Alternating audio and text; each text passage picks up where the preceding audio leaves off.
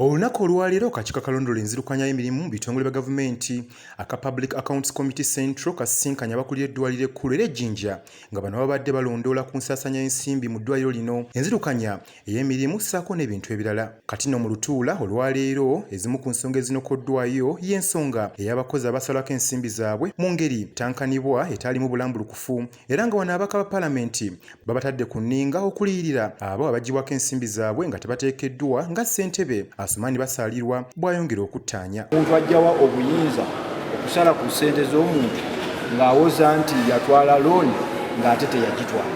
Ate ekyo tetukisanze Jjinja yokka, tuzze tukiraba ne mu malwaliro ag'enjawulo ne kitegeeza nti buno bulwadde bugenda bukula.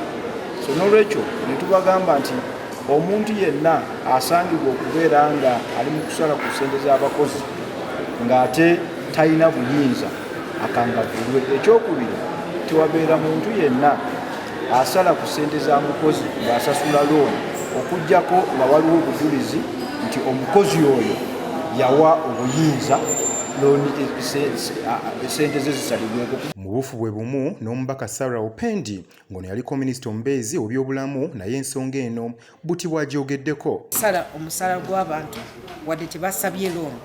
Kino tukizudde kiri mu malwaliro gonna, kirabika mu gavumenti yonna. Twetaaga kunoonyereza.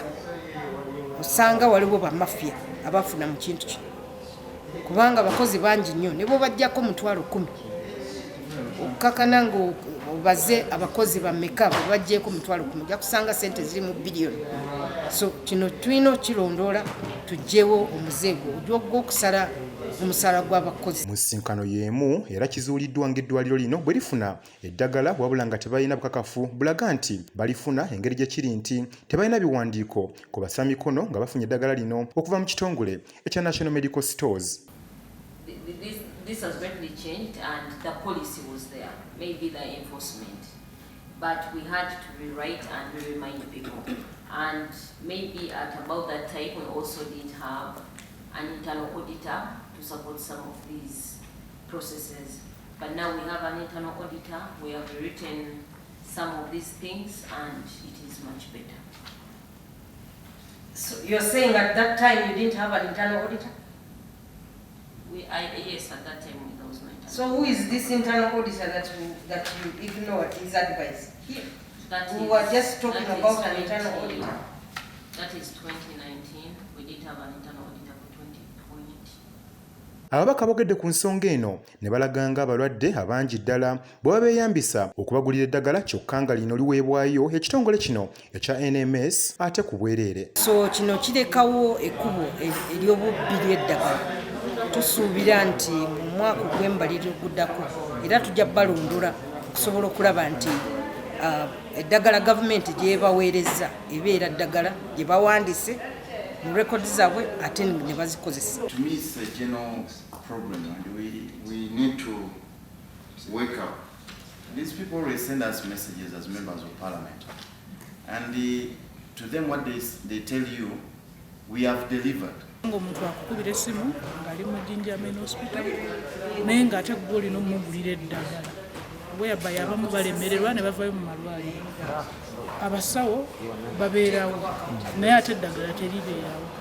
Kitegeeza ki nti omusawo ogenda omulaba naye ate omaliriza era toyambiddwa kubanga eddagala lye bakugamba oba olyawo bbeeyi y'amaanyi. Kati nno ssentebe ow'akatiko kano era akonnyeko ne ku nsonga y'ettaka ly'eddwaliro kwe litudde lyategeezezza nga bw'otalina kyapa ku ddyo. Katika y'okufuna ebyapa ekolebwako. Mbawadde amagezi nti bwe baba bafunamu obukalubirivu bawandikire permanent secretary waabwe owa Ministry of Health akwatagane ne PS wa Ministry of Lands kikolebwe waggulu eyo kuba oluusi wabeerawo bureaucracy wansi eno eremesa ebimu ku bitongole ng'ebyo okufuna ebyapa ng'ate abamu babikola nga baagala kulaba nti bafunamu ku kasente mu nteekateeka. Bano nno bakuddamu okutula ssabbiiti ejja ku Lwokubiri era nga waliwo bye basabye okudda nabyo wabula abakungu bano basuubizza nga bwe bakola ekisoboka okulaba nga emigozo n'egyanokolwayo mu alipoota eno tegiddamu kubwako kimunye. Isa Kigongo